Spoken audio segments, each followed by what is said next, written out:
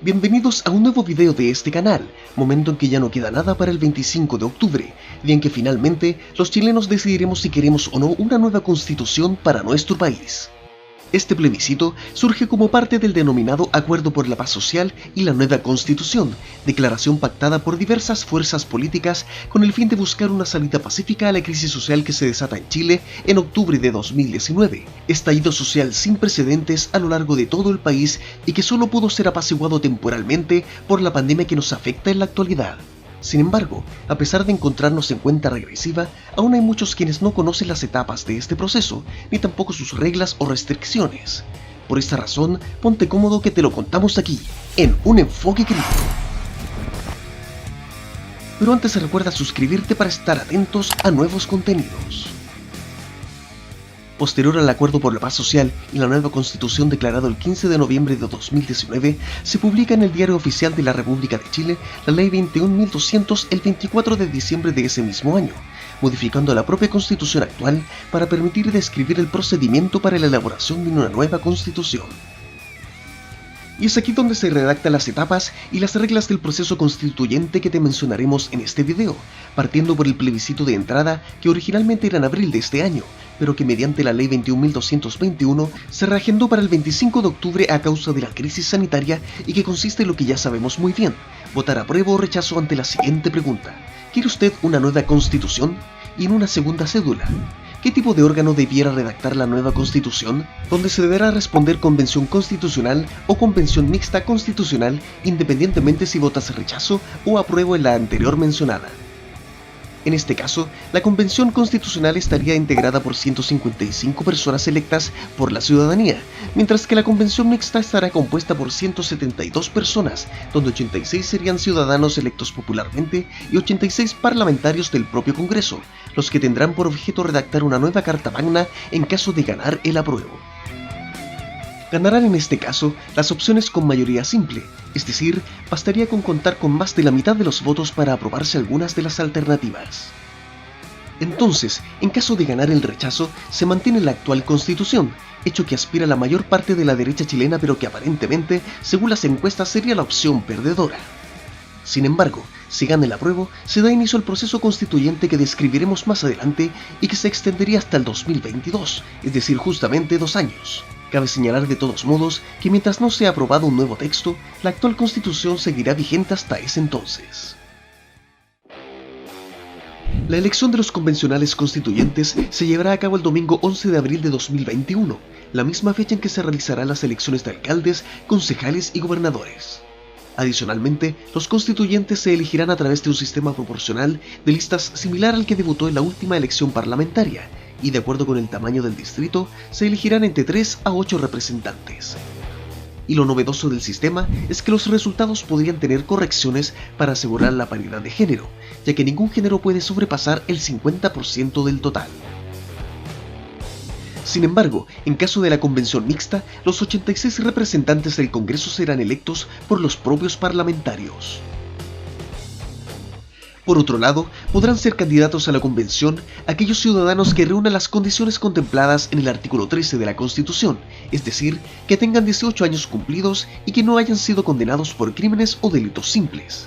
Pero además, podrán candidatearse ciudadanos con cargos públicos como ministros, alcaldes, diputados, senadores, miembros de las Fuerzas Armadas, etc., siempre que cesen previamente estos cargos, ya que solo deberán enfocarse en redactar la nueva Constitución. Adicionalmente, los integrantes no podrán postular a cargos públicos hasta un año después de que finalice el proceso. Sin embargo, en el caso de la convención mixta, los 86 parlamentarios que lo conformarían podrían seguir en su cargo, pero no están obligados a asistir a las sesiones del Congreso. Por otra parte, esta ley menciona el sueldo de los integrantes de la convención, unas 50 UTM, es decir, unos 2,5 millones de pesos. Una cifra muy interesante, con excepción de los parlamentarios en ejercicio si es que gana la convención mixta, los que seguirán ganando su sueldo normal, los 9,5 millones de pesos brutos. Así que esperemos que hagan valer cada peso durante todo este proceso. Una vez que hayan sido elegidos los convencionales constituyentes, las sesiones se realizarían en la sede del ex Congreso Nacional, donde sus obligaciones y primeras tareas serían las siguientes. La convención deberá elegir a un presidente y a un vicepresidente por mayoría absoluta de sus miembros en ejercicio. La convención no podrá alterar los quórum ni procedimientos para su funcionamiento y para los acuerdos.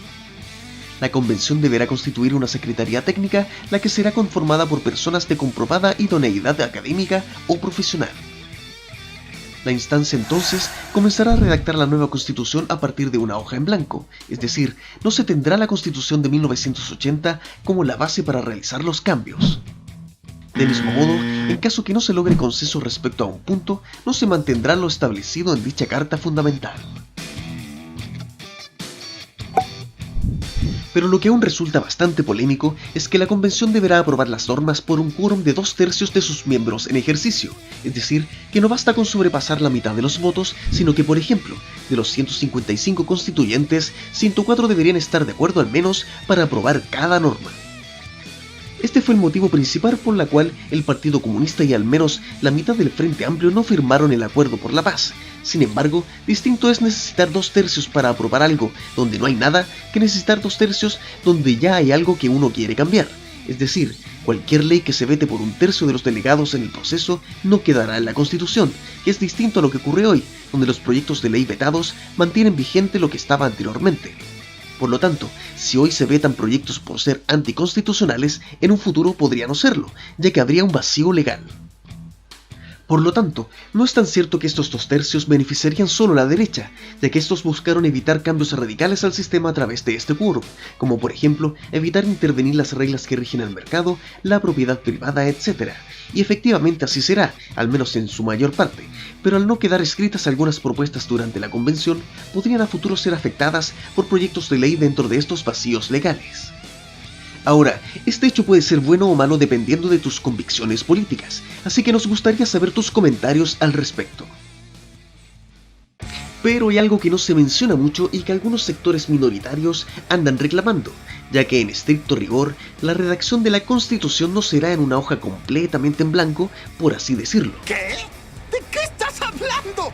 Ya que existen unas restricciones en el artículo 135, donde se menciona que el texto de la nueva Constitución deberá respetar el carácter de República del Estado de Chile, lo que está muy bien, su régimen democrático y las sentencias judiciales firmes y ejecutoriadas, lo que también está muy bien, o al menos para la mayoría, pero también señala respetar los tratados internacionales ratificados por Chile que se encuentran vigentes, y es aquí donde se genera cierta polémica en aquellos sectores más radicales. Chile ha ratificado en diferentes tratados, como los derechos humanos, la Convención Marco de las Naciones Unidas sobre el Cambio Climático, el Acuerdo de París o el Convenio de Rotterdam, entre otros.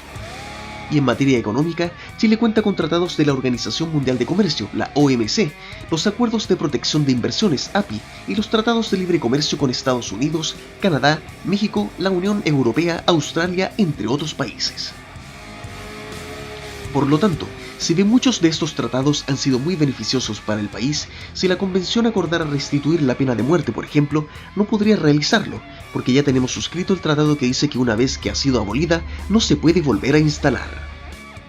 Por otro lado, la Organización Mundial de Comercio, por ejemplo, promueve la liberación general del comercio y que para muchos significa favorecer a las grandes potencias, reduciendo aranceles de aduana, reduciendo subvenciones u otras medidas que podrían distorsionar al comercio. Por lo tanto, si existiera una mayoría a favor de resguardar la industria nacional frente a los grandes países o empresas tecnológicas internacionales en desmedro de este tratado u otros bilaterales, como los tratados de libre comercio, estos no podrían realizarse.